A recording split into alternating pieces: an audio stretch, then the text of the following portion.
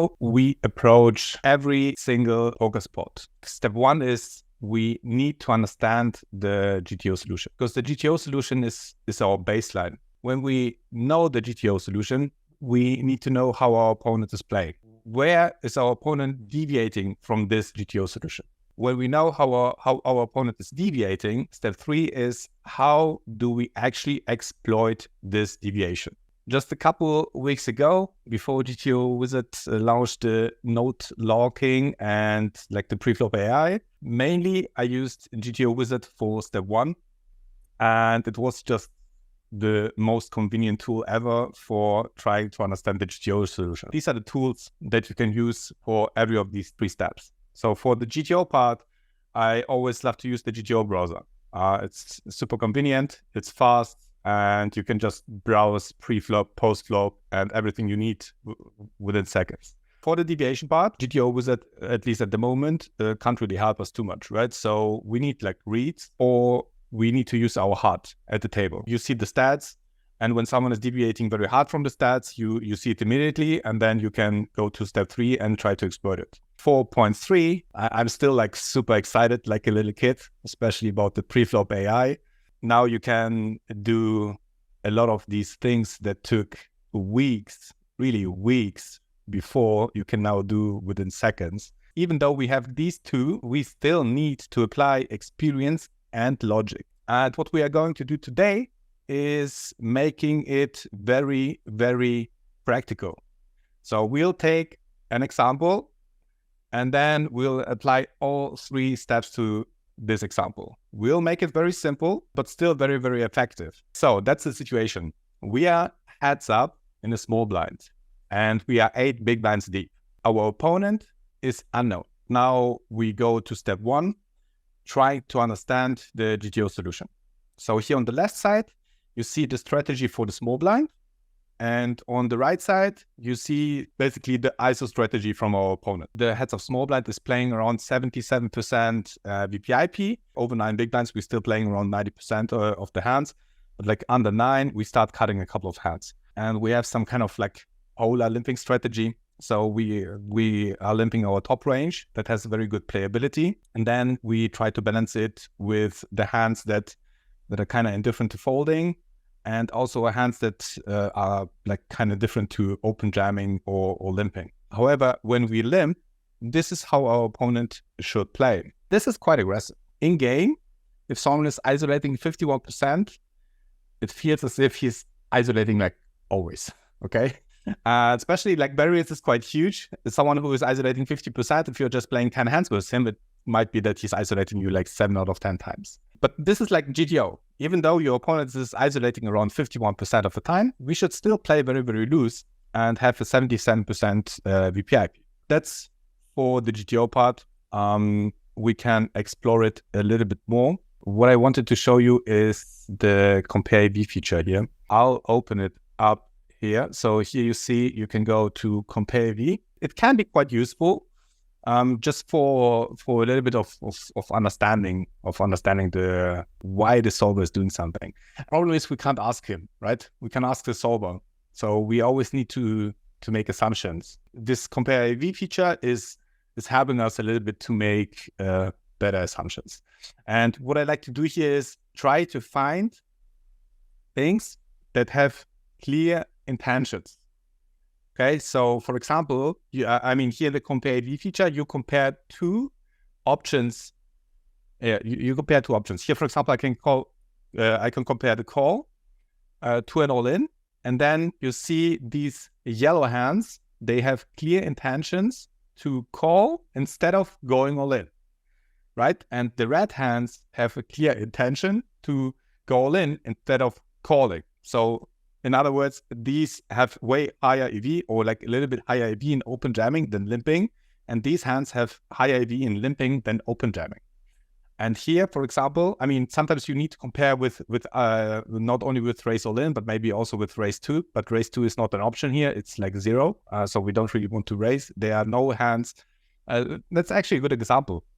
If you click on raise 2 and compare it to best action, there's actually not really a hand that has a clear intention to raise 2, because this would be green, right? You don't have a single hand that is green. You have a couple of hands where it is indifferent, the solver doesn't really care. You could raise 2x, but you could also limp. It has the same EV, but not a single hand has really a clear intention to min raise at this stack depth. So he's not using it. He's not using it because it doesn't make any sense. And because other options have clear intention. For example, if you compare the call with the all-in, you can clearly see that the pocket pairs don't want to jam. They don't want to min raise. They, of course, don't want to fold, right? So this is where he's actually setting his strategy. He's setting these as limps. And then he's looking for hands to actually balance this strategy, right? So, and then he's picking hands. First, he's picking the hands that also have clear intentions to limp, right? So all of these, they are no folds, right? So the only hands that have a clear intention to fold are actually these hands. And therefore, you can he'll use these and these hands. And then there are a couple of hands you see that are like kind of indifferent, right? So they don't care if you open jam or limp. And these hands, he's sometimes mixing, and sometimes he's just picking one, right? He's just picking one at like 100% frequency. But this is actually how, at least I assume, the solver is making up his strategy. And you can do the same for the all-in, right? So these hands have very, very clear intentions to open jam. You see here, for example, for ace-9, DV is 1.45 for an all-in in comparison to 1.39 for a call.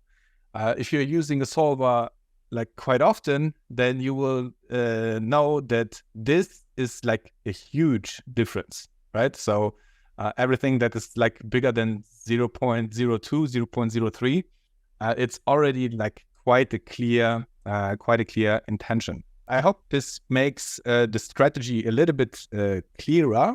So again, the concept of clear intentions. You can use the compare EV feature to figure out which part of the range has a clear intention to do a certain action. And the part of the range that does not have a clear intention, so basically which is indifferent, is being used for balancing and for like, I don't know, board coverage, etc., etc. So these kind of things.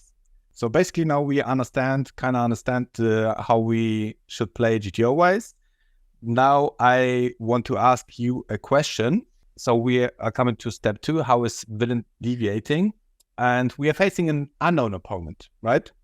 And if you are playing spins and you are facing an unknown opponent, what is your basic strategy? So should we play with unknown opponent? Should we play GTO? Should we play as if our opponent has average population stats? Average population means ranked population and fish population, so average population stats. Should we play as if our opponent has rack population stats? Or should we play as if our opponent has fish population stats? My answer is that we should play as if our opponent is a fish. Okay, first, right? So we are playing spins. We know in spins, we are playing like a lot with recreations. We are also playing a lot with regulars. But when you are playing a certain level or a certain limit regularly, right, then you normally know your opponents. So if you're facing an unknown opponent, the likelihood that he's recreational is very, very, very, very high, right? So I think it doesn't make sense to play with average population because you will make mistakes. I would never, there's not a single situation where I would use average population stats to play against, right? So I either use reg population stats. So when I know, for example, it's an unknown, but I know he's a reg because his name is kind of familiar, or he's in a pool, I know that, but I've never played with him, then I play as if he's an unknown reg, and I have reg population stats. But if he's unknown, I don't remember his name, I would always start as if he's a fish, or as if he's a recreational. And the main reason is, like, you will find out very, very fast anyways. However, it's a bigger mistake to play with a regular as if he's to play with a recreational as if he's a regular than the other way around, right? So playing 2-3 hands with a regular as if he's as if he's a recreational, it's really not that much of a thing. But playing like kind of GTO-ish with a recreational will lose you like quite a lot. Like over the long term, right? So if you're facing unknown opponents a lot and you're playing like GTO or as if they are regs, I think you are messing it up a little bit. I would actually say the higher you go in the limits, the more you know your opponents, right? So let's say you're playing one case, you basically know everyone, right? And who are the guys who are not like spin and go regulars who go on the one case, who are other regulars? These are like very famous MTT players, right? So if you have some European or Pat sitting on the table or Ben CB or something, you know, okay, like he's a regular. You probably have some like population reads on like sicko MTT regulars who are playing spins. But if he's like a total unknown to you, you should still think that he's some kind of recreational. At least that's my take on that. Also, within the fish population, there are like extremes, right? So you have like 2 loose of players and 2 tight of players. But even these players very often have some things in common, right? And you will find out soon, or like very, very fast. And I would still just go and use the average recreational population stats when I play with the total unknown, right? Because you can't really know. Like if he's a total unknown, you don't know if he's ISOing like 80% or if he's ISOing 20%.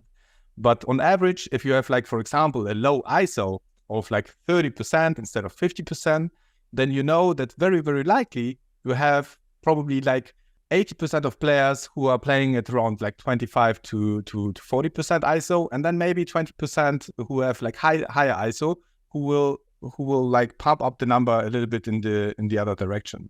But overall, it's like a good estimation, especially when you have like quite a big sample size on your current limit. I got some stats for you. This is actually how my personal opponents are deviating. This might be different for you, but you will be surprised. It doesn't matter what kind of limit you're playing. You probably will be surprised that this is like kind of similar for most players, because recreationals doesn't really matter if you're playing like on Winamax or GG or PokerStars. They are pretty similar, right? There are exceptions, of course. Maybe they go in one or the other direction like a tiny bit, but they still do the same mistakes and have kind of similar tendencies. But we'll work with this. And what I always try to do, because like this kind of exploitative work, I try to show you how to do it, right? So like the conclusions today might not be correct for your personal pool, but after this coaching, you will know how to get your own results and how to make use of them, right? So that's also the goal for today. We have 7 to 9, right? So always merging some stats together to have a little bit bigger the sample size. I use 7 to 9. We are having the situation 8 big blinds, so I use this stat. And the ISO total, that's like the most important stat here, is 33%.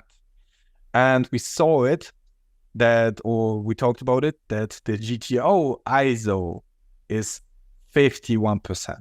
That's quite a huge difference. And you also saw that he's using 2.5x and 3.5x sizing and tiny bit of all in, right? So everything was like kind of the same frequency. But here you see that your opponent is isolating 9% only with the 2 to 4x. A lot of these are actually min ISOs. Some 3x ISOs, 2.5x ISOs. So like 9% non all in ISOs and 24% all in ISOs.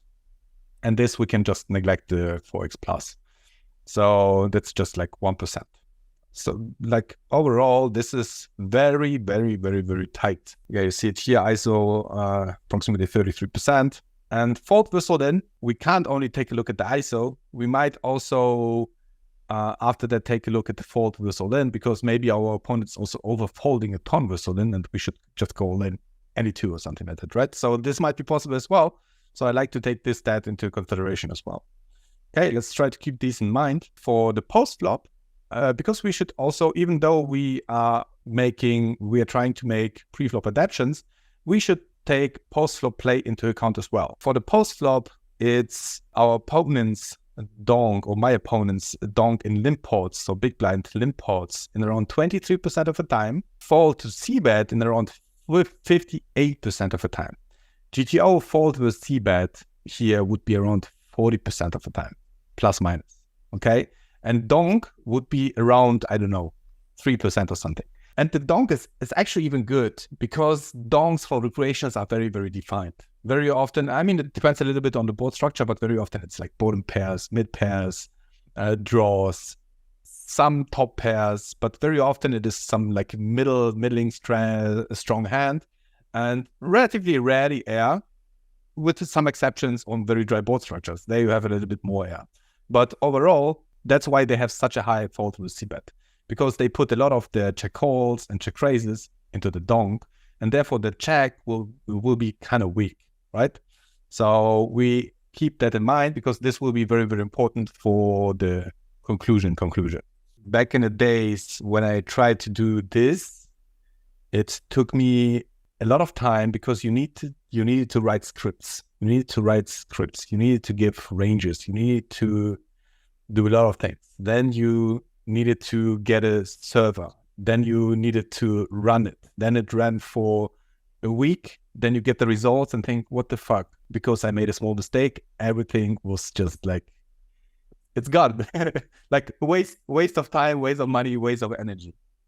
That's why I'm so happy to have this. And especially for the pre-flop kind of thing, it's like huge because you need it to apply logic. And for example, I have now almost 2 decades of experience how to adapt with recreationals, how they play, how they think. And still I made mistakes with my ranges, or at least like tiny, like small mistakes, but I think still I could have played better. But and like this pre-flop AI is just showing us where we might have some flaws in our thinking, or like which hands actually do perform better in this line or in this line. I think since this is like pretty new feature, a lot of you might have not used it. I'll try to go step by step and try to show you how to do it, right? So this is the GTO solution. You can't node lock from here, at least not now. So you need to first, like if you want to change this strategy, you need to first make this, but still very, very simple and very, very fast. So you go to change, you go to custom solutions, and then you click on new solution. Now you have this panel, and don't worry, it's very, very simple. You just click here for the stack size. So we are 8 big blinds deep. We have it already, and no antes. If you're playing with antes on iPoker or whatever, then put in here antes. And then you just, if you do pre-flop and relatively short, you can just ignore this, okay? So if you're a cash gamer and you're making 100 BB kind of things, then you can use this. Otherwise, use this. Way easier, especially for small trees. You just click here to edit a couple of things. You do the min raise because this is the option, right? So if anything else, then min raise is here. Just go here, the min raise, then click on the all in and confirm. And then we need to adapt our opponent's range, right? So you can just click on call. It's actually how we also use the browser. You click on call, and here you see a lot of options. But this is actually not what we saw as the pre-solved solution. So I like to change this to the actual pre-solved sizes. So we give him a 2.5x, a 3.5x, and an 8x. And that's actually it. We click confirm and create solution. And then we should get the GTO solution. And it's not exactly that. And why? Because I don't know why, but it's not changing the second sizing here. So you need to do one further step. You click on edit and put another, like the additional arrays here from the GTO solution. And now you have exactly the same range, which is already pretty good. So this shows that this is working. This is working well. And now we can start node logging. And for node logging, it is like what are the most important things to node log? Like we don't need perfection here. We don't need perfection.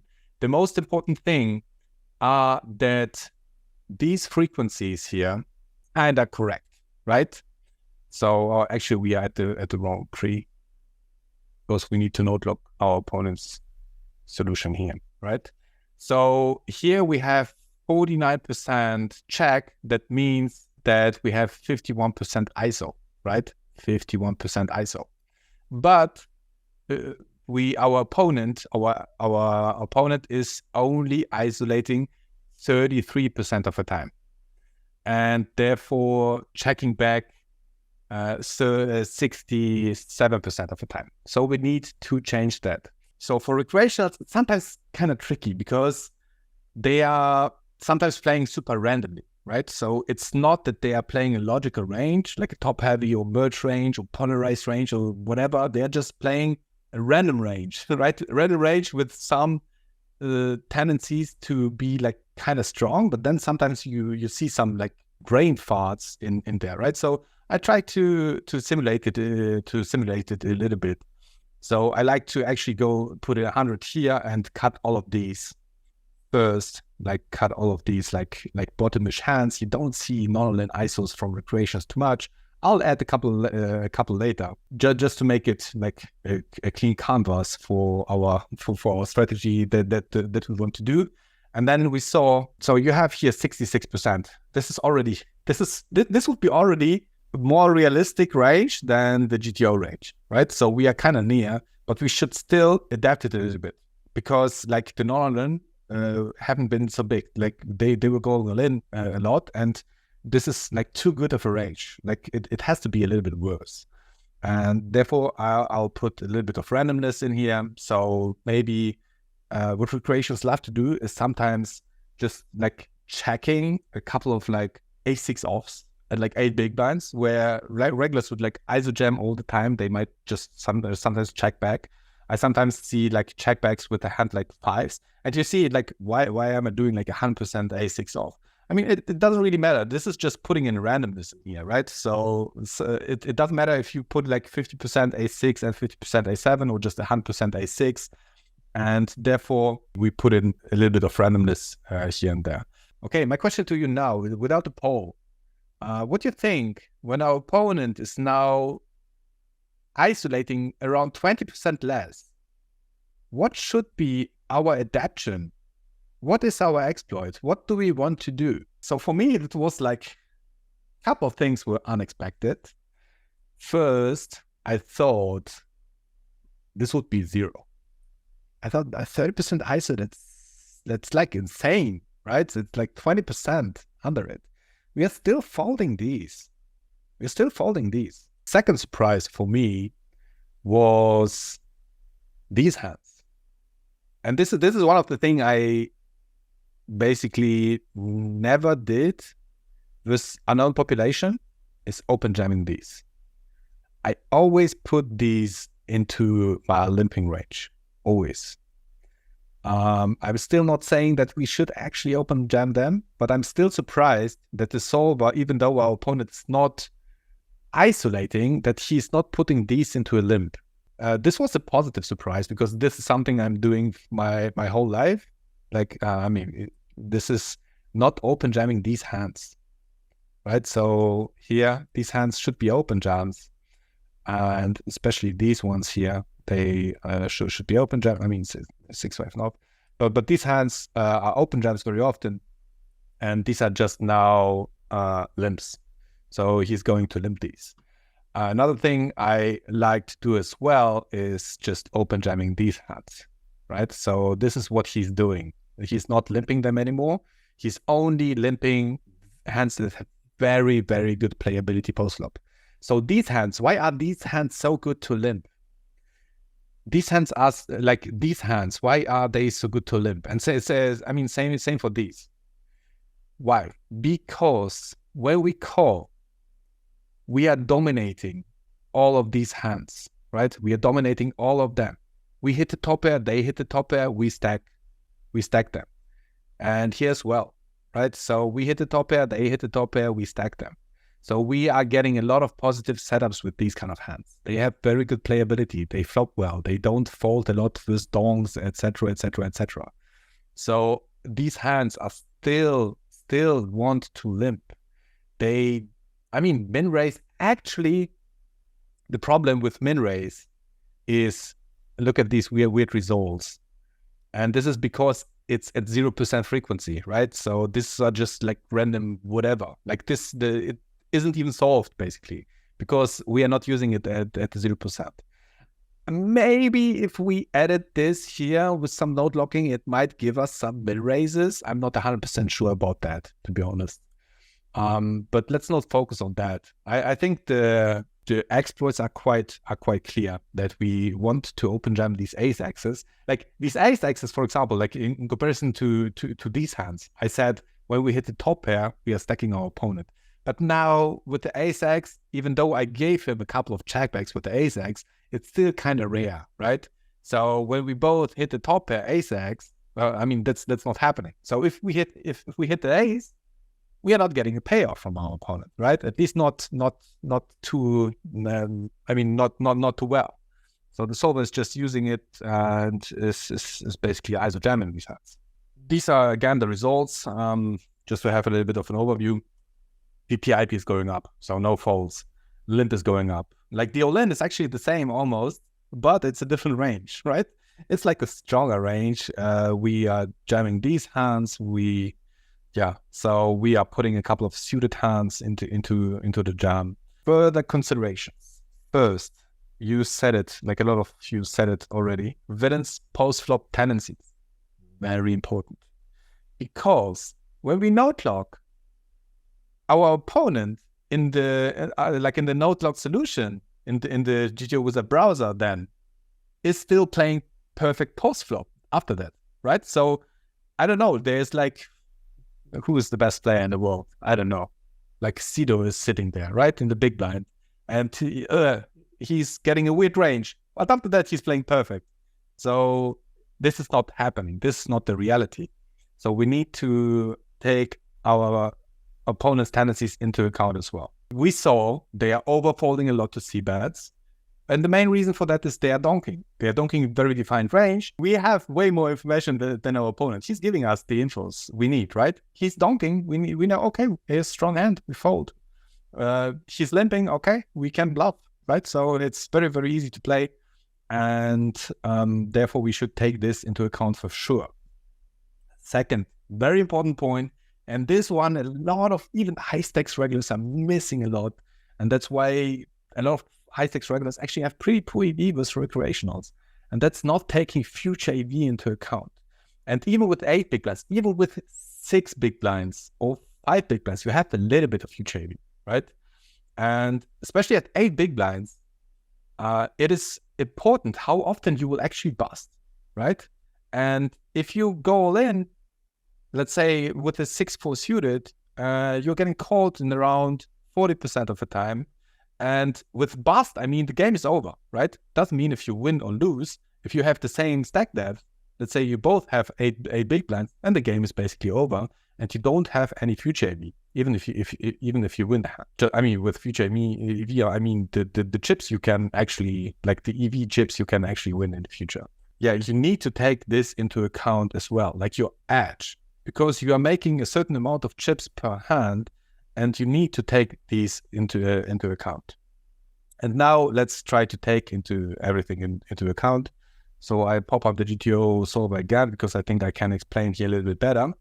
And I use DCBs here a lot, right? Like here, what you see here, DCBs and DCB differences. And now we kind of need to apply logic again with a little bit of help.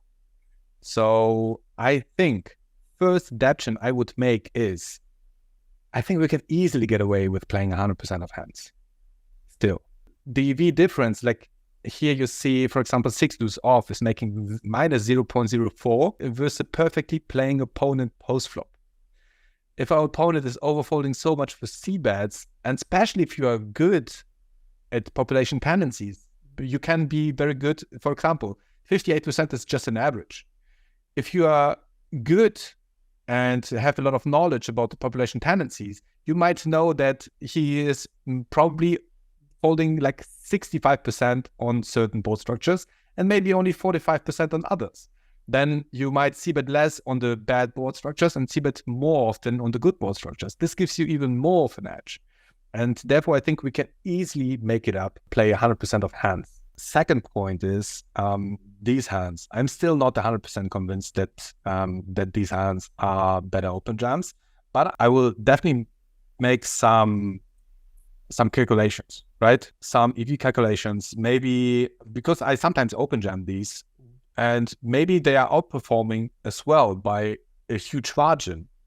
So maybe our opponents are folding way too much to open jams, etc. And then this might be still more profitable. But the thing is, boss probability will be higher, and I like to have a very low variance style with a lot of players, especially with the tight ones. I think these might still be littles. Say for these, like I still don't see too much of a reason to just open jam these hands. I think they play very, very well post flop. So this is something I tend to do, never open jamming these. This is like a waste. This is like a huge waste. Not an open jam for me at like 8 big blinds. Yeah, other than that, I think this is a great adaptation that the solver is doing. Jamming 6s and 5s. I do that as well. Yeah, I mean, we can probably argue about these ones. I think limping is fine. You also see here the EV of these. It's really not, I mean, there's not too much of a difference. It's like a little bit, but still like post flop, taking this into account is, might put it into the limp as well. So you can and should apply the 3-step model to every situation.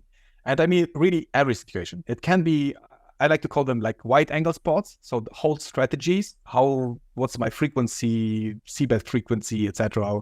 Is my opponent c-betting more or less than that? Or to like very specific situations, right? Very specific situations, very specific opponents. You can apply this 3-step model everywhere. GTO, deviation, exploitation. Compare AV feature, I think that's quite useful, especially when nobody used it. I hope you start doing that. Treat total unknown players as recreationals. This is probably the highest EV advice I gave you today. Play as if he's a recreational, right? That's important. You'll miss a lot when you start playing with like average population or with regulars. Pre-flop node locking. Yes, to find these basic heuristics. Today, we find out when he's tighter, we have to do this. What if he's isolating more? What's my adaptation to that? What if he's folding 80% to open jams? What if he's etc., right? Now you can play around. I use this like half of my day. I'm like using this tool. Like it's like amazing. I love it. Post-flop tendencies. Take post-flop tendencies into account.